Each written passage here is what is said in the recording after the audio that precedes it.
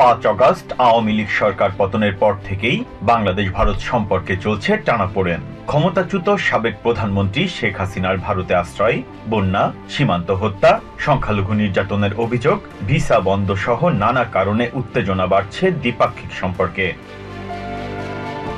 সীমান্তে বাংলাদেশি নাগরিকদের উপর নিপীড়ন যেন নিয়মিত ঘটনায় পরিণত হয়েছে।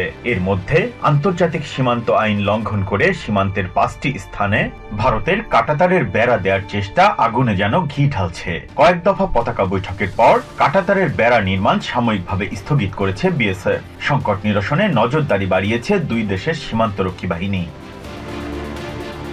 শনিবার আম গাছের ডাল কাটা ও গম কাটাকে কেন্দ্র করে নতুন করে উত্তেজনা ছড়ায় চাঁপাইনবাবগঞ্জের চৌকা ও কিষানগঞ্জ সীমান্তে।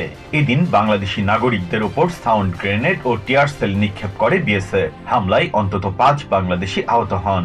বিএসএফ এর আক্রমণের জবাবে বিজেপির পক্ষ থেকে কেন পাল্টা জবাব দেয়া হলো না, এমন সমালোচনায় ছেয়ে যায় সামাজিক মাধ্যম।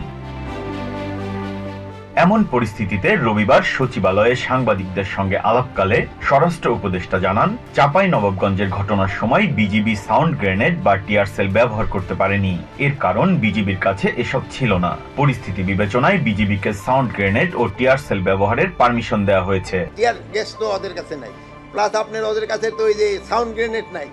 এই সাউন্ড গ্রেনেড এইগুলি কেনার জন্য ওদের আমরা পারমিশন দিয়ে দিয়েছি। সীমান্ত এলাকায় চোরাচালান, অনুপ্রবেশ এবং অন্যান্য আইনশৃঙ্খলাজনিত সমস্যা মোকাবেলায় বিজিবির কার্যক্রম আরও জোরদার করা হবে বলেও জানান স্বরাষ্ট্র উপদেষ্টা।